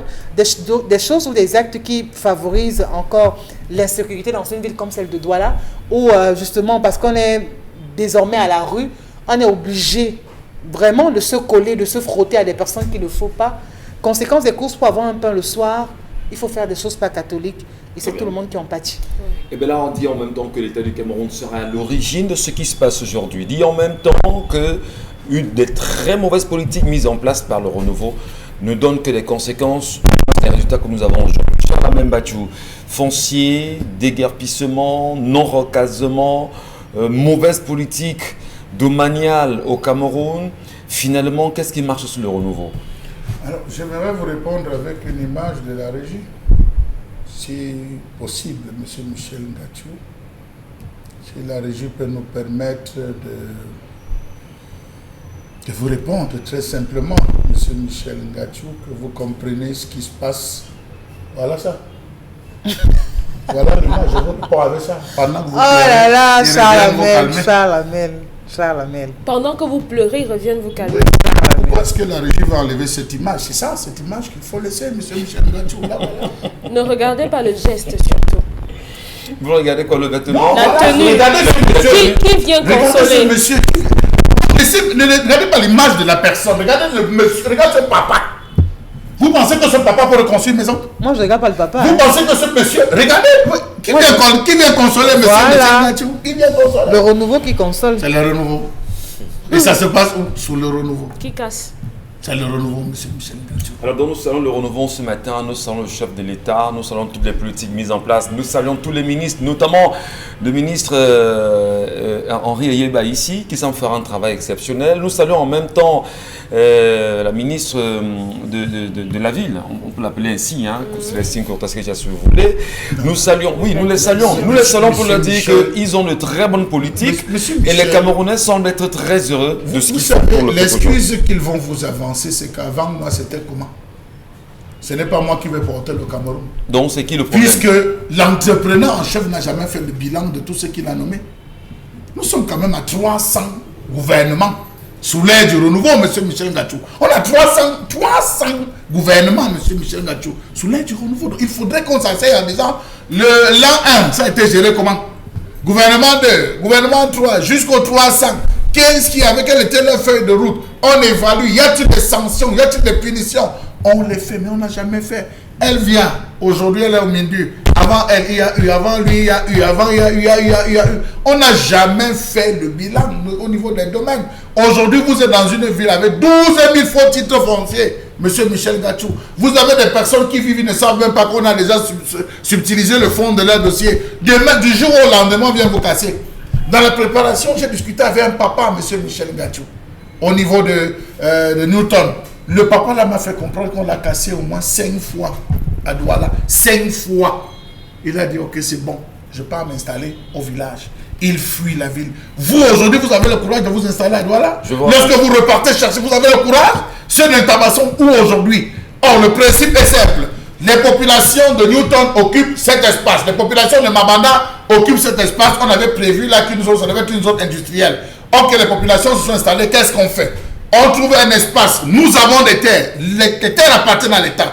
Nous avons des terres où? À Yassa, à Mbongo. Messieurs, nous avons décidé que vous allez être délocalisés. On va venir vous déguerpir. Déjà, vous savez que vous êtes en infraction. Mais comme l'État compatit aux populations vulnérables, messieurs, on vous envoie à Mbongo. Vous allez vous installer à Mbongo. C'est à prendre ou à laisser. Nous vous donnons 3 mois. Vous allez voir avec les chefs de quartier. On arrive, on trouve le chef du village Mbongo en disant, bon, nous on vous a pris 12 hectares, on a pris 14 hectares, voici les frais. À chaque population, on vient faire l'évaluation, on vous demande de déguerpir sur une période. Ça ne se peut pas sur 6 mois. Les populations se déplacent, qui fait une cabane, qui fait une case, qui jette la tôle. L'État au moins a participé à cet effort. Les populations, 6 mois après, on envoie des inspecteurs vérificateurs qui constatent qu'effectivement les populations sont libérées. On envoie les engins tranquillement libérés. Voilà. Dire que le cas de Mbonkolo reste encore un cas récurrent à Yaoundé. De Mbonkolo, si vous voulez, la carrière où il y a eu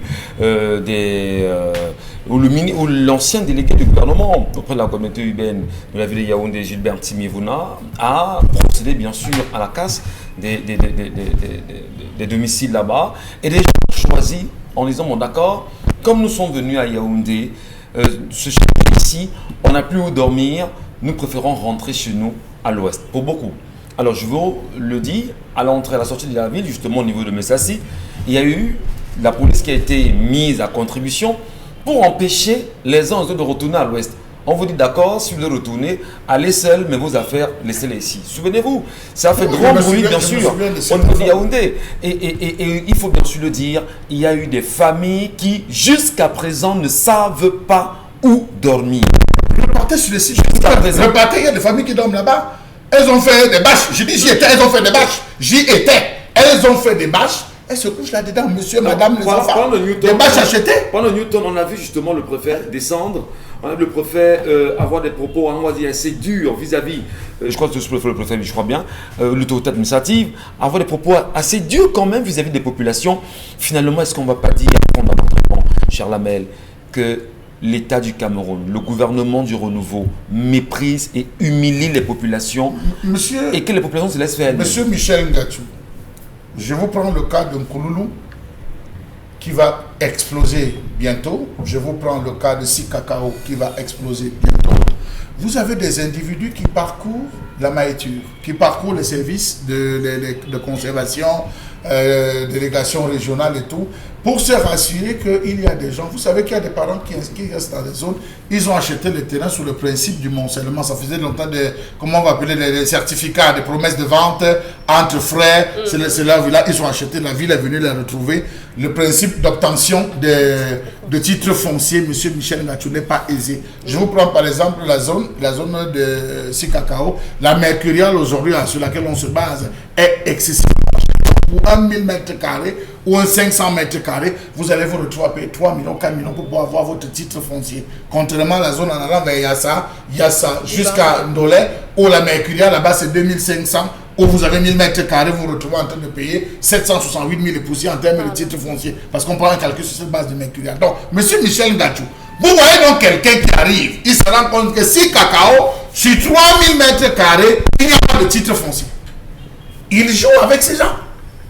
Il va jouer avec ces gens. Maintenant, il met en contribution les autorités.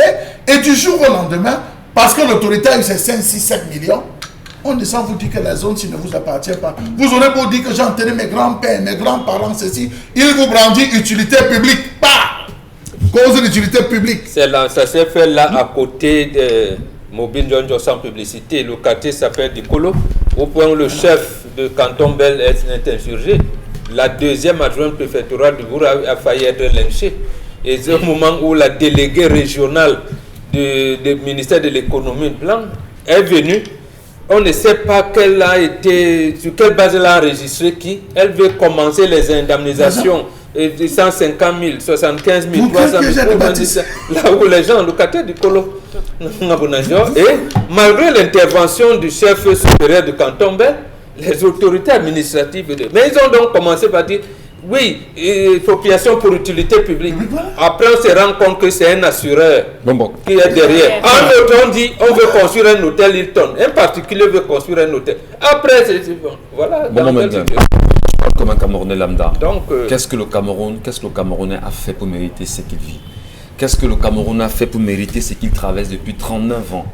Qu'est-ce qu'on a fait pour mériter ce que nous vivons? Pourquoi quand on vous demande à vous les Camerounais de revendiquer vos droits, vous ne revendiquez rien? On a amené le cerveau des Camerounais au bar, dans les églises et dans le football. Mais maintenant qu'on sait ça, maintenant qu'on sait ça, pourquoi les Camerounais ne sortent pas des bars, des églises et du football pour penser à leur avenir? Justement, vous savez, nous commençons la conscientisation d'abord.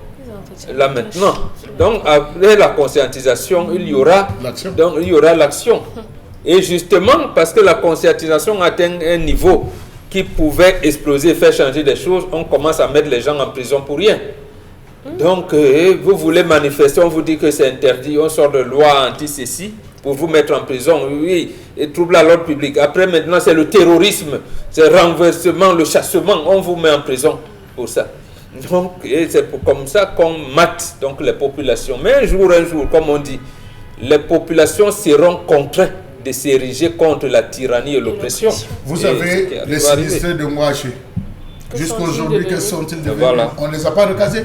Jusqu'à présent. Jusqu'à présent, on ne les a pas recasés. Ils sont en train de tomber. Le dernier, le papa, il est tombé le week-end dernier, M. Michel Ngachou. On l'a enterré. Ils sont en train de mourir. Pareil pour ceux qu'on a cassés dans la zone de combat. Quand l'État se rend compte, M. Michel Ngachou, même quand vous, un particulier, vous venez, vous avez acheté le terrain, il n'y a pas de titre foncier à tout, on est d'accord, vous achetez. Quand vous allez rencontrer l'autorité, pourquoi est-ce que le préfet ou le sous-préfet ne vous dit pas que, gars, avant de t'installer, dédommage d'abord les gars là. Kouma va acheter un terrain n'importe où, 4 hectares. C'est sur combien? Va même là-bas, même dans la zone là-bas, achète quand même 4 hectares. Qu'on ait au moins quelque chose à proposer à ces populations.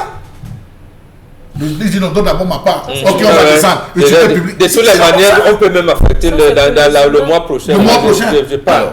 Dominique Audrey. Il faut être humain pour Il y a une politique nationale de recasement. Parce que même quand on décide de les indemniser, est-ce que ces populations arrivent à percevoir On va sortir. Les enveloppes restent toujours Dominique Audrey, en une minute, puisqu'on parle de la conscience, on amène le peuple camerounais à prendre conscience de ce qu'il a comme droit, devoir en même temps. Ils ont dit qu'ils ne feront pas la politique.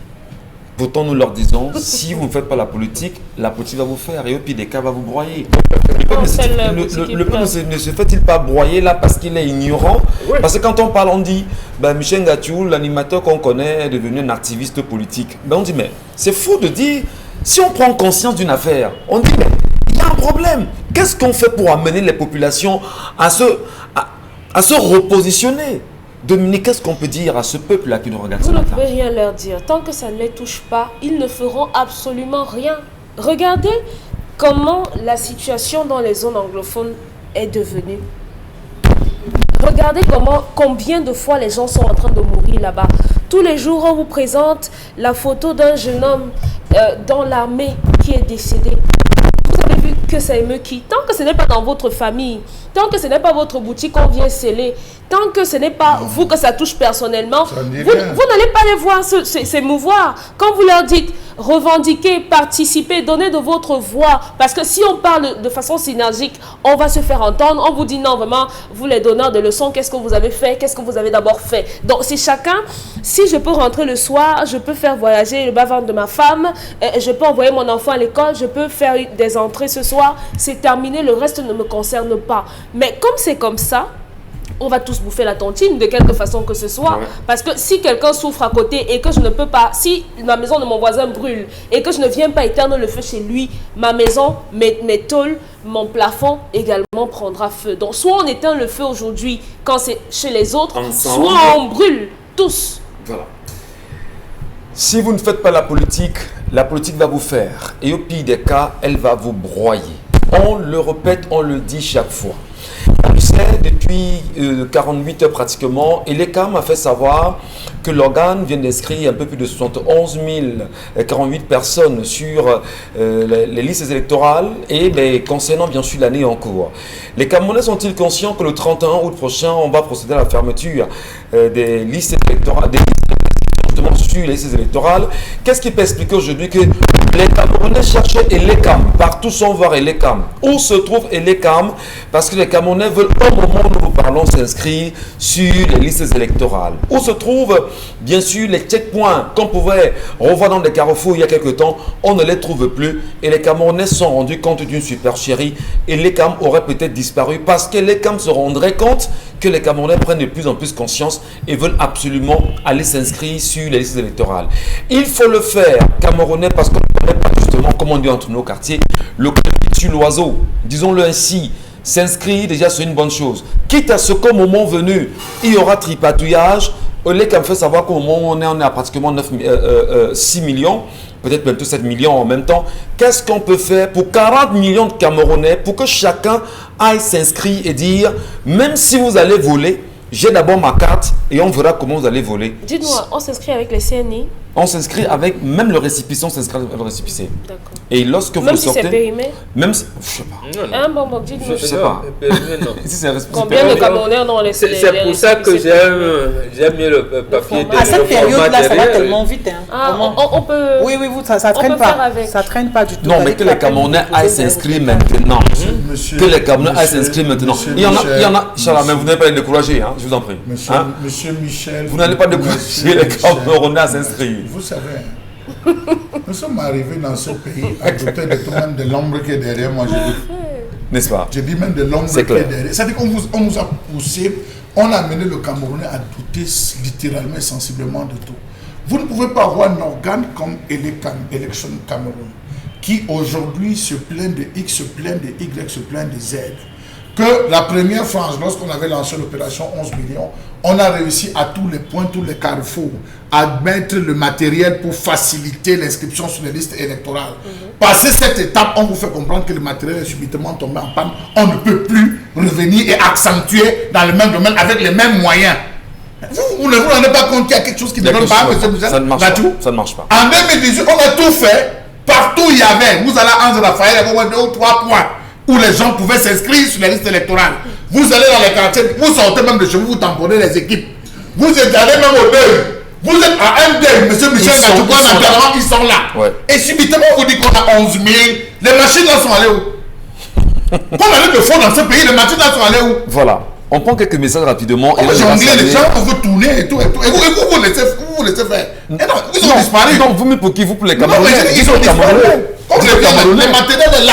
Que monsieur Soussé ressorte ça, il a les moyens. Mais monsieur Soussé ne joue pas avec les Camerounais. Monsieur Soussé vous dit qu'il veut inscrire 71 408 personnes pour le deuxième trimestre. Et puis il est très heureux justement de cela. Alors on a 40 millions de Camerounais du nord, du sud, dans les 10 régions du Cameroun. Allez le voir ici à Dedo, il dort. Il passe ces journées là, il dort. Allez faire un tour ici à Dedo. Là ils sont allés comme, ils dorment, ils ne font rien. Ils ne font rien, ils ne les utilisent pas. On prend d'abord les messages. Que les Camerounais arrêtons de jouer avec les Camerounais. Mais les Camerounais aussi veulent qu'on joue avec eux, M. Mbachou. Les Camerounais veulent qu'on joue avec eux. Comment on peut dire justement qu'il y a Elekam, même si d'aucuns estiment qu'Elekam est la solde du parti au pouvoir? Vous avez Elekam, vous n'allez pas faire pression sur Elekam pour vous inscrire, dire je veux ma carte d'abord, même si on en viendra demain à organiser une élection où vous serez justement ceux-là qui devraient tripatouiller. Nous sommes sortis de l'émission avec quelqu'un qui allait dire que les choses doivent changer. On l'a frappé avec la matelas, un seul endroit. C'est à jour à gonfler, on est sorti avec ça hier. Oui, hier soir. Bien. Oui, hier matin. Oui, hier. Enchaîné. Oui. Bon, maintenant, est-ce que pour autant, il est comme il est là, on devrait se taire? On ne doit pas revendiquer. On doit laisser nos enfants, vous et moi, Charles Amen Bachou, ce qu'on laissera comme héritage à nos enfants. Est-ce que nos enfants ne vont pas nous juger demain en disant papa, maman, vous êtes justement complices? On est d'accord qu'il y a la crainte qui habite les Camerounais. Ils désirent tous d'avoir des meilleures conditions de vie. Mais il y a cette peur qui les habite. Au Burkina Faso, les femmes ont chassé temporaire avec les spatules. Le problème justement, c'est qu'on a des dont les enfants ne sont pas ici, dont les enfants sont exclus. C'est-à-dire que c'est vous qui devez vous mettre devant pour faire un combat avec des personnes qui ne sont pas... Vous n'êtes pas au même niveau dans ce combat. Ils veulent bien pouvoir dénoncer et tout, mais n'oublions pas ce qui se passe aux autres. On l'a vu hier dans l'image, ce qui se passe, parce que ces personnes tentaient de dénoncer. C'est-à-dire qu'ils n'ont même pas fait vraiment un soulèvement, ils n'ont même pas appelé les uns et les autres à la rébellion. Mais rien que pour ça, regardez leur fin. Vous allez m'excuser ce que je veux dire.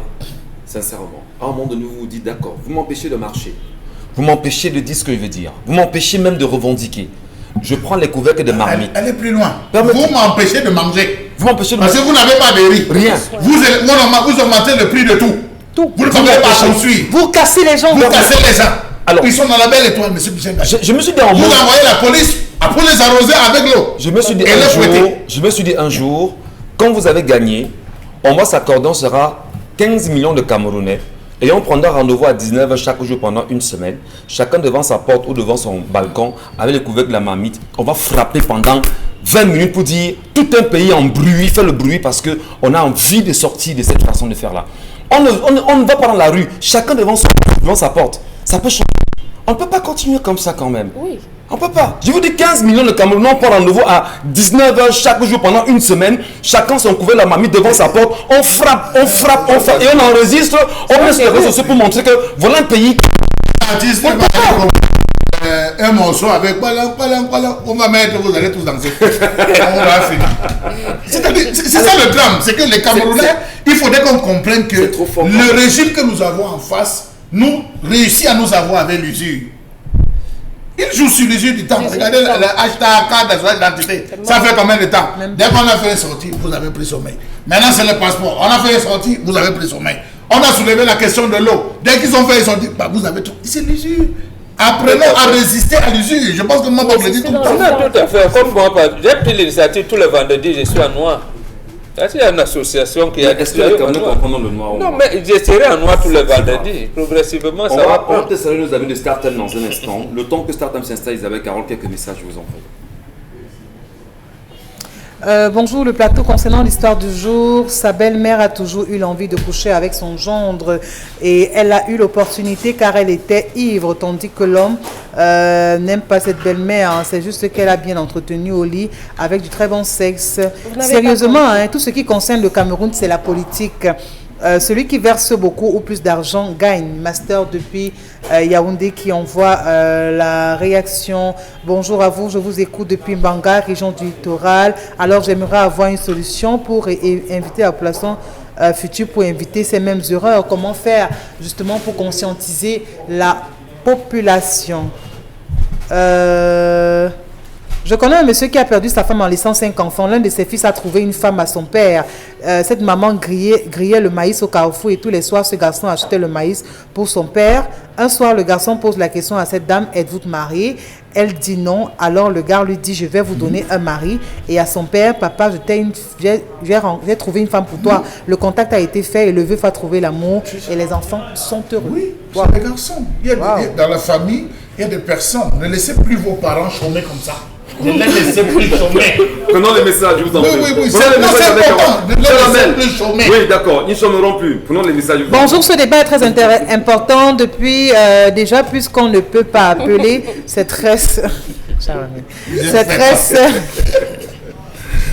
très simple, on nomme des hommes sans compétences et qui passent leur temps à voyager, gérer leurs affaires au point d'oublier sa population. Quel est le rôle du ministre de l'Habitat? Toute une population déguerpie, on détruit les biens de combien pour construire quoi et pour qui? Voilà. Le message n'est pas signé. Attention avec la femme, elle est capable de tout pour atteindre ses objectifs. L'homme n'a juste subi aux tentations de sa belle-mère. Il n'y a pas de viol qui intervient le jour amoureux, si je peux l'appeler ainsi. Sandrine Kendra depuis Loum qui signe la réaction. Bonjour le plateau concernant le problème du jour. Carton rouge à cet homme, quelle honte qu'il épouse une fois sa belle-mère. Christelle depuis Yaoundé qui envoie la réaction. Bonjour le plateau, cet homme prend prétexte d'être dans l'emprise de l'alcool pour coucher avec sa belle-mère. Demain, ce sera sa fille. Il est temps pour lui d'arrêter avec l'alcool. Voilà. Signé Elman. Merci Isabelle Carole. Nous vous saluons, madame, messieurs.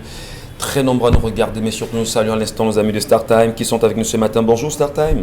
Bonjour Michel, bonjour à tous les millions de téléspectateurs du Zénith. Eh bien, nous parlons justement ce matin de l'Euro qui tire à sa fin. Qu'est-ce qu'on doit retenir? Jour J-2 avant le match le plus important de cette compétition européenne. Donc dimanche, l'Italie affrontera l'Angleterre à 20h. Des équipes de haute facture, des équipes qui veulent tous remporter cette compétition. Durant tout l'Euro, nous avons assisté à de très beaux matchs. Il y a eu beaucoup d'équipes. Elles n'étaient pas attendues. Voilà, donc dimanche, on sonnera le glas de cette compétition. Donc Italie, Angleterre à suivre à 20h sur les chaînes sport de StarTimes. Des téléspectateurs qui peuvent pronostiquer gagner des lots aussi. Hein. Oui, tous les téléspectateurs qui nous regardent à l'instant, que ce soit devant leur écran de télévision, même leur écran de téléphone, peuvent jouer avec nous sur notre page Facebook ou sur WhatsApp. Donc le jeu est très simple. Qui de l'Italie ou de l'Angleterre remportera cette prestigieuse compétition? Donc on attend vos milliers de pronostics. Vous allez sur la page Facebook de StarTimes, vous allez trouver une publication qui fait mention de ce jeu. Donc vous répondez en commentaire en disant soit l'Italie, soit l'Angleterre, voilà, et vous aurez la chance de remporter de nombreux lots, que ce soit sur Facebook ou bien sur WhatsApp, à l'un des numéros qui s'affichent en bas de l'écran. Et on parle d'autres championnats qui sont à suivre sur StarTime. Oui, il n'y a pas que l'Euro qui est en train de se terminer. Il y a d'autres championnats à venir, notamment les Jeux Olympiques qui commencent dans moins d'un mois. On a aussi la reprise des championnats européens à partir du mois de septembre. Il y a la Liga, il y a la Bundesliga, donc de nombreuses compétitions qui feront plaisir à toutes les personnes qui nous regardent à l'instant. Mais aussi, il y a des contenus pour les femmes, pour les enfants notamment, avec plus d'une dizaine de chaînes spécialisées jeunesse, étant donné que les enfants sont déjà en congé. Donc, pour ne pas s'ennuyer en la maison, pour ne pas vaguer à des tâches qui ne mettent pas à bien la société. Donc, c'est important d'être abonné sur StarTimes et de profiter de tous les programmes qui sont offerts à vous.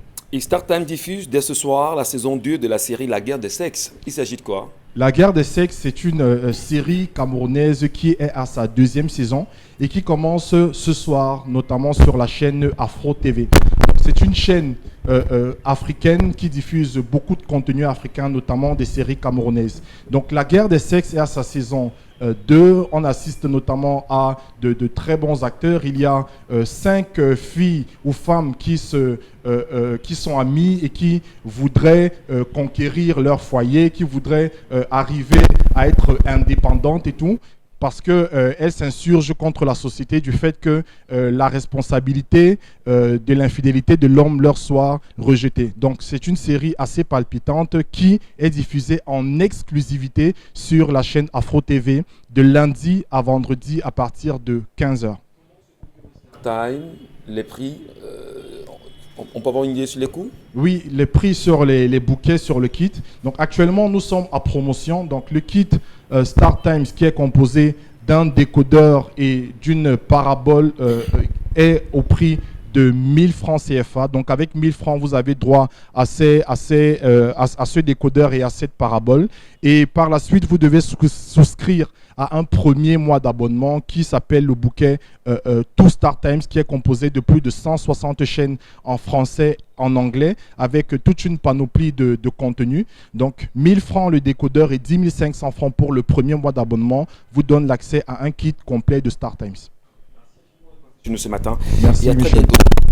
Allez, nous poursuivons l'émission, mesdames, messieurs, la revue des réseaux sociaux dans un instant avec Isabelle Carrozepet. Mais avant cette revue, on le sait, depuis hier soir, il y a ce vidéogramme qui fait le tour des réseaux sociaux, montrant d'ailleurs un homme qui sortait d'un hôtel et assailli par des populations, des proches, disent-ils, qu'il aurait choisi d'aller avec sa fille de 16 ans dans un hôtel ici à Douala. En même temps, ça fait débat, ça fait parler plus d'un, et on se demande s'il en était... Si c'était bien sûr le cas, puisqu'on est encore en train de recouper cette actualité, cette information, on a entendu l'homme, on a entendu justement toutes les voix qui se sont dans la situation, lui demandant ce qu'il pouvait trouver des juifs avec sa fille. Et bien là, est-ce que vous savez qui je suis, cher Lamine Bachou? Est-ce que vous savez qui je suis dans cette République? On a vu l'homme, Monsieur Michel Gacho, sans le jeter justement à la benzine populaire, oui, sans si on s'en tient à... Cette fois-là, le message est passé, on a pu procéder à ce que les gens faisaient déshabillés. Oui.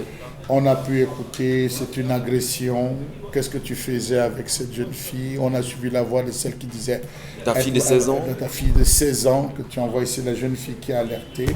Dieu merci, encore là, on a protégé l'image, monsieur, de la petite fille.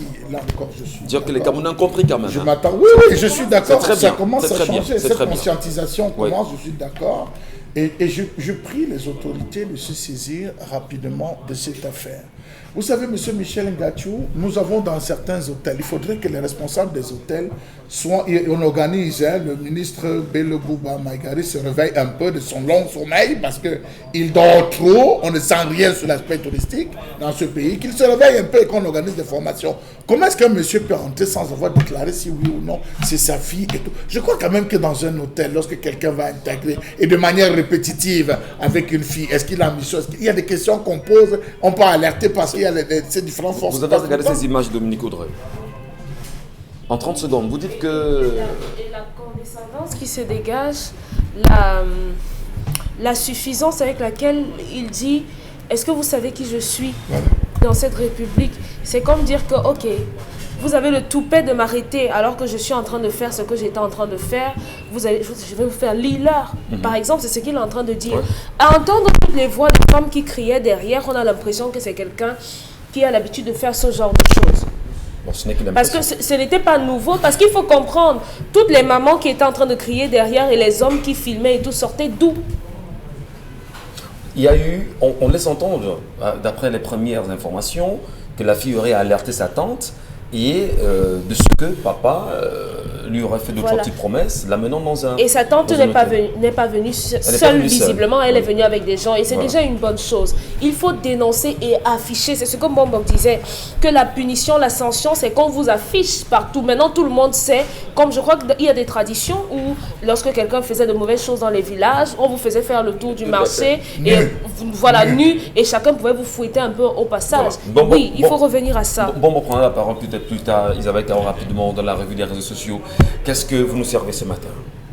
Alors, c'est toujours, on va de scandale à scandale parce que on sort d'un pour se retrouver dans un autre, on va dire pire que l'autre, non, on le dira pas parce que toutes ces histoires, oui, on avait dit un buzz par semaine, c'est ce qu'on s'est promis sur la toile, mais malheureusement les internautes n'arrivent pas à pouvoir respecter cela parce que l'image qu'on vous présente à l'instant, c'est justement l'image de trois jeunes qui ont plutôt l'air inoffensifs et on se pose bien des questions de savoir qu'est-ce qui peut bien motiver de jeunes comme ça à être spécialisés dans le viol. Et ça ne suffit pas, le viol des personnes âgées, le viol des personnes du troisième âge.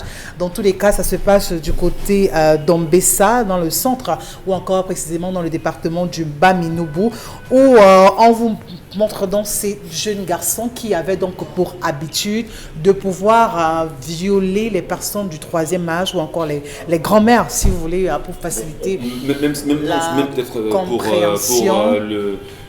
Comment on dit puisqu'ils bénéficient encore de la présomption d'innocence. Oui, c'est présumé. C'est présumé. C'est des présumés. Oui. Mais quelle est l'appétit qu'un enfant, je sais pas, de 7 ans peut avoir chez une grand-mère qui a 80 ans et plus, Bonbon Benga? Qu'est-ce qui se passe dans ce pays? C'est la sorcellerie. Il y a quoi dans ce pays-là? Non, c'est la sorcellerie. Depuis 5 ans, Charles Hamel, moi, nous vous disons que vous avez tourné le dos à Dieu. Et si vous ne sortez pas des églises, nous sommes foutus. Les églises révélées et réveillées. Or, on parle de réveil alors qu'elles sont endormies. Non, ces églises-là ont favorisé le vampirisme dans le village. Justement parce que dans nos familles, ceux qui essayent de faire revivre nos coutumes selon les traditions africaines, c'est vous qu'on tasse des sorciers. Alors que, comme le dit Monseigneur Atanga, les vrais sorciers sont à l'église dite de Dieu. Et c'est ça qui favorise ça. C'est-à-dire que nous, dans nos pratiques cultuelles et culturelles, les sorciers, ceux qui dérangeaient les enfants au village, étaient punis, ne pouvaient pas émerger. Ne pouvaient pas. Mais quand on dit, eh bien, moi je crois qu'en Dieu, moi c'est Jésus, c'est la Bible. Alors que c'est lui qui mange le cerveau des gens. C'est lui qui détourne ses enfants. Et justement, le résultat, c'est que la jeunesse sera en perdition. Vous ne verrez plus de jeunes. Parce que nous, à notre époque, les jeunes qui étaient pervers allaient enceinter leurs camarades. Les ceci, maman vient dire à maman, maman, comme tu vois, ma camarade, elle dit que c'est moi qui l'ai enceinté. Voilà. Ils trouvaient des pichenettes comme ça. Mais c'était inadmissible, précisément parce qu'il y avait un volet culturel. Et dans ce volet culturel, il y a le développement de la spiritualité. Aujourd'hui, ils sont dans des veillées de prière. Vous avez vu tout à l'heure. Il sait que madame est allée à une veillée de prière. Mais lui, s'empiffre d'alcool, vient tomber, vient sauter sur la mère de sa femme. Voilà à quoi l'église vous amène aujourd'hui. Comment ça? C'est ça. Il n'y a pas de prière où on dit que sauter sur les vieilles femmes. Il n'y a pas de prière où on dit que, chers jeunes, allez et multiplier avec les vieilles femmes. C'est pas comme ça qu'on pose un problème social. Ça devient un problème social en ceci. On a des gens qui sont des êtres asociaux et on ne va pas imputer ça à l'église. Si quelqu'un les jeunes, qu'est-ce qui amène les jeunes? La faute de l'église. C'est la faute de l'église qui vous dit que allez chez Mbombo, vous allez chez un charlatan. Non, il n'y a aucun rapport, Mbombo. Franchement, il n'y a aucun rapport. Quelqu'un ne peut pas violer une vieille femme, vous dites que c'est le problème de l'église. Mais je vous dis que le développement de l'église a fait émerger le satanisme au lieu de... Parce que justement, ils vous disent... On combat le diable. Vous allez combattre le diable jusqu'à quand? Bon, Bengal, pour qu'on se comprenne, vous ne pouvez pas. Même si vous n'êtes pas d'accord avec ce que Maman dit, je vous laisse simplement faire un trait d'union. Moi, j'étais servant de messe. Et je me souviens que de toutes les messes que j'ai faites, on nous rappelait n'allez jamais chez un marabout.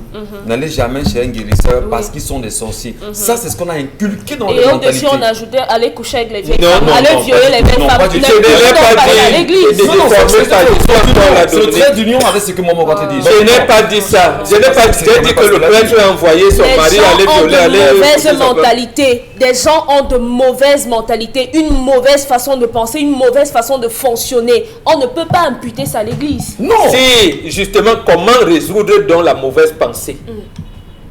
C'est un peu tout ça. Chasser l'église. Oui.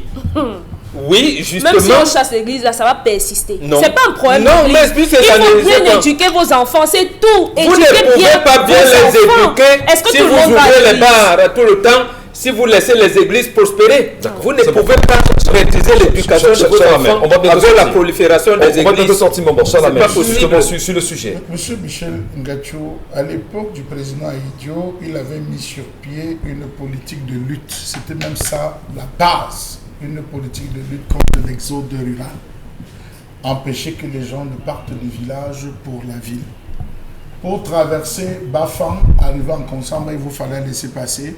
Partir de Konsamba pour arriver ici là, à Bonaberi, il vous fallait laisser passer pour justifier ce que vous venez faire. Beaucoup de villages aujourd'hui se retrouvent dans ceci que les filles, ils n'ont plus de filles. Les filles ont fui.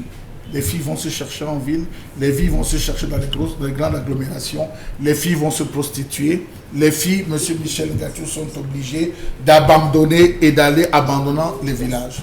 Si on avait pensé, c'est pas pour légitimer l'action qui a été posée, mais si on avait pensé concrètement mettre sur pied des politiques de développement sectoriel dans les différentes zones.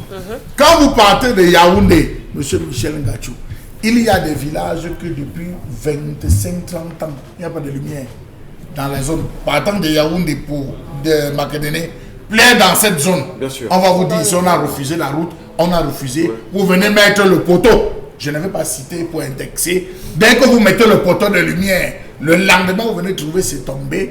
Pas qu'on a coupé, c'est plié, c'est renversé. Les fils sont coupés. On vous dit ici, on n'a pas besoin de noir.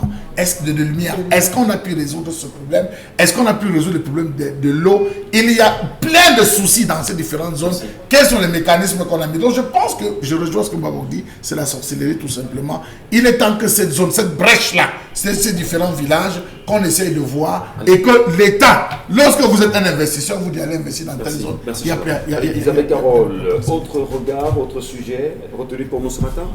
Autre sujet, je vous balade un peu au-delà des frontières parce que justement c'est une image qui fait le tour sur les réseaux sociaux où on peut bel et bien voir l'ancien président sud-africain Jacob Zuma, voilà, qui a passé sa toute première nuit, on va le dire ainsi, dans d'autres conditions ou encore derrière les barreaux. Il a été condamné à 15 mois de prison par la justice de son pays. Voilà, il s'est constitué un prisonnier seulement avant le délai de l'ultimatum à lui fixé par la justice.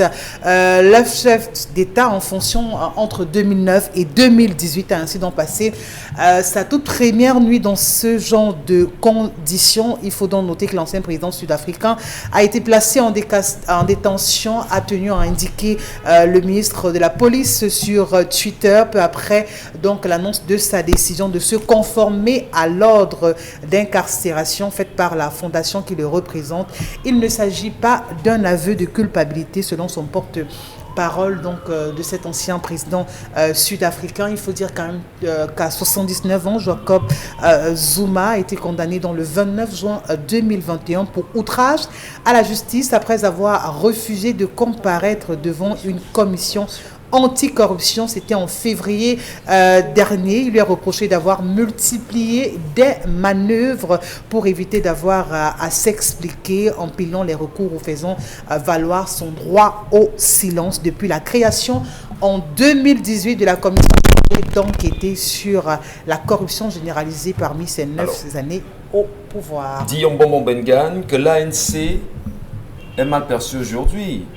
On dira finalement qu'après Nelson Mandela et tous ceux qui ont suivi, sortant toujours de l'ANC, c'est bien sûr l'image de l'ANC qui est écorchée avec cette incarcération de Jacob Zuma?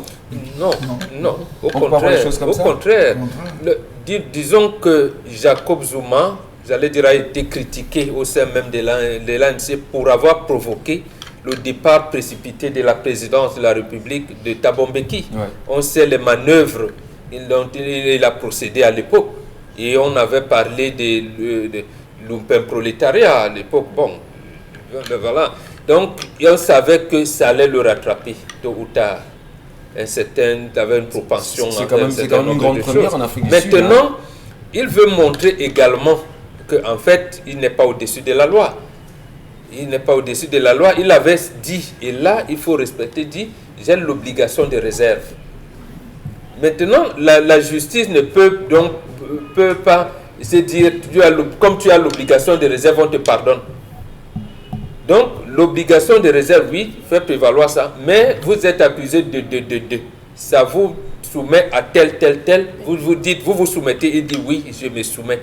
Je me soumets à la loi de mon pays, mais je ne vais pas dire des choses. J'ai assumé les hautes fonctions de la République qui m'interdisent de faire certaines déclarations et tout. Donc, mais comme la loi me condamne, j'accepte la condamnation. Je me constitue, donc je n'attends pas. Donc, en fait, voilà le respect des lois de la République. Ça marche. C'est comme ça que ça se fait. Bon, il faut aussi chez nous qu'on ait la haute cour de justice. Allez, dans un instant, madame, messieurs, nous allons saluer bien évidemment des annonceurs encore sur ce plateau et nous allons leur faire un clin d'œil. C'est ça aussi le Zénith.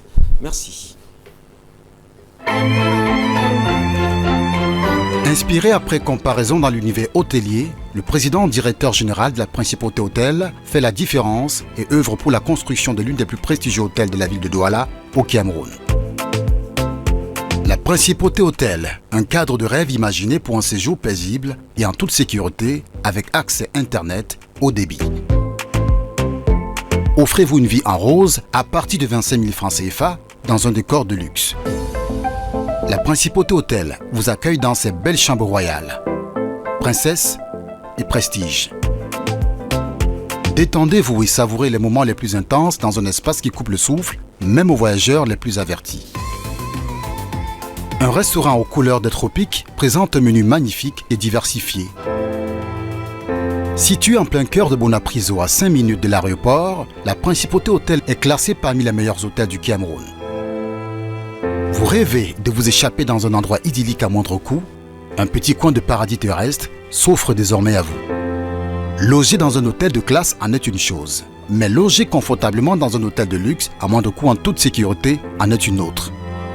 La Principauté Hôtel. Faites vos réservations au 6 94 24 38 88. Vivez une expérience inoubliable. La Principauté Hôtel. Le luxe à votre portée.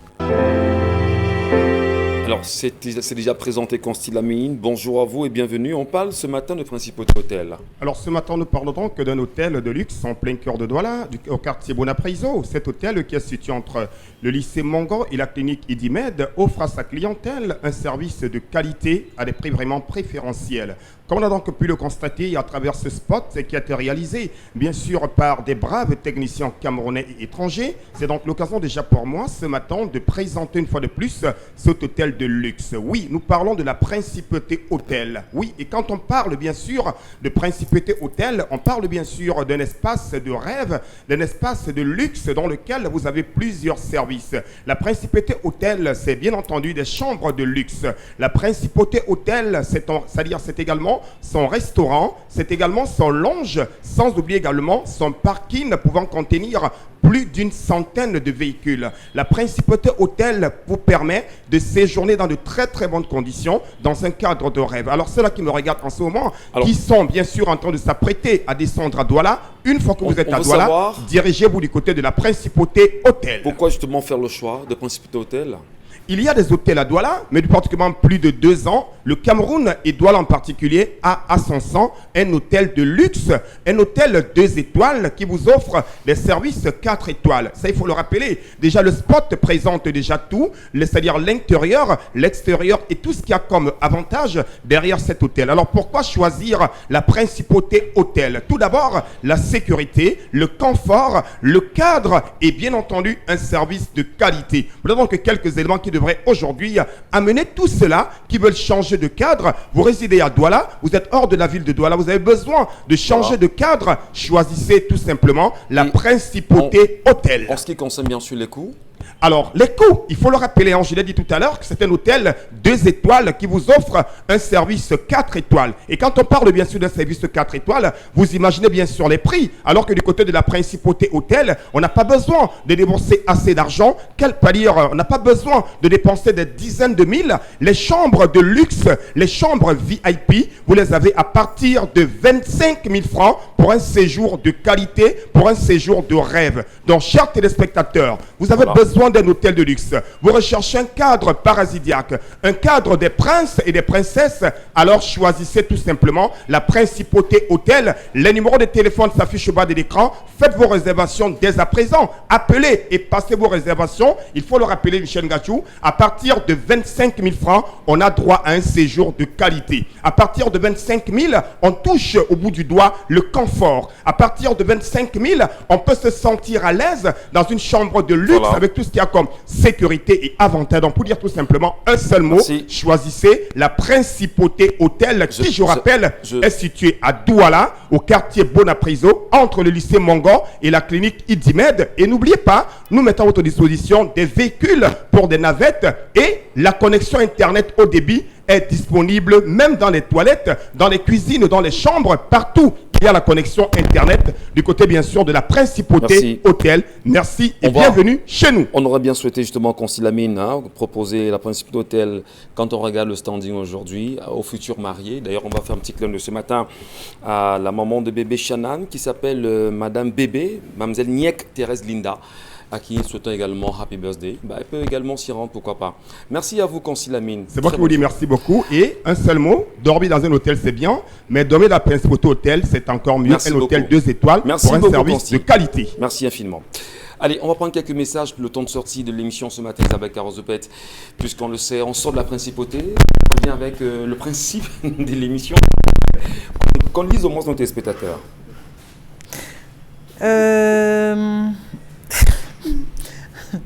Dominique. Qu'est-ce qui vous fait rire finalement? Bon. Dominique Audrey, il y a des églises de réveil, d'aller et multipliez-vous. On éteint la lumière, chacun arrête une fille. Landry depuis Berthois, qui envoie le message. Ça, c'est l'église du Papillon. Elle a existé à Yaoundé. Ça, c'est l'église du Papillon. L'église du Papillon. Oui, mais pas l'église du Papillon. Non, l'église du Papillon. Du Papillon du Christ. Voilà. Bonjour, avant en studio, vraiment le Cameroun va mal. Dernièrement, je me suis inscrit sur la liste électorale. J'ai interpellé un agent de l'ECAM. Il est venu avec le matériel. Il a fait tout le processus. Mais désagréable fut ma surprise quand mon récépissé est sorti étant vierge. Et le jeune homme m'a fait comprendre que l'encre est finie dans la machine. C'est vraiment dommage. Voilà, ça c'est le Cameroun. Incroyable. C'est le Cameroun. J'aime bien les thématiques que vous abordez au quotidien et toutes les rubriques. Espérons que les pouvoirs publics vous écoutent. Toutefois, au sujet des cas, je pense que vous, les médias, vous avez aussi la mission d'éduquer les masses en leur disant qu'avant d'acheter un lot de terre, il faut se rassurer de la faisabilité. Pour des questions de genre, c'est mieux d'inviter les spécialistes de droit et d'urbanisme pour davantage éduquer les masses. Serge depuis le Rwanda qui nous envoie la réaction. Merci. Voilà. Merci à vous là-bas, Serge. C'était le mot à Kigali. Si nous regarde là-bas. Autre réaction. Bonjour à vous le plateau. La corruption est devenue notre ADN. Jacques de Garoua qui envoie le message. Bonjour le plateau, si mettons-nous à la place de cette belle-mère, comment est-ce qu'elle peut prendre le mari de sa fille? Je pense qu'elle a tout simplement été violée. Pembambok, cette malédiction vient du gouvernement et non des églises. Le renouveau a tourné le dos au gouvernement d'Aïdio malgré les efforts menés à leur époque et à leur niveau. Les veuves et orphelins laissés par les membres de ce gouvernement sont méprisés et rejetés. Le message n'est pas signé. Et justement, le renouveau a ouvert les églises, a ouvert les ventes emportées à côté des établissements scolaires, a, j'allais dire, banalisé le football. Voilà, c'est ça le résultat. C'est des trois choses que tout à l'heure j'ai relevé. Ça va de pair. Ça va de pair. Voilà. On va sortir l'émission ce matin et on va se dire merci pour cette semaine passée ensemble en nos différentes compagnies. Cher Lamel, bon week-end à vous, Isabelle Carole, Bambok et Dominique Audrey. Nous souhaitons également aux Camerounais qui nous regardent ce matin. Peut-être si vous permettez, avec vraiment votre les émission. condoléances aux enfants qui sont morts du côté du Nou. Le nom du village c'était Assangam. Massangam, je crois. Massangam. Vraiment, condoléances aux parents qui ont perdu On aurait pu en parler ce matin, mais les images sont vachement choquantes.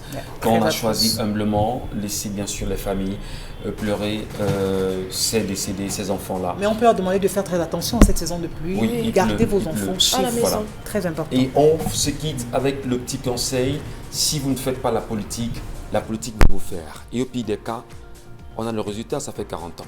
À lundi, 20h.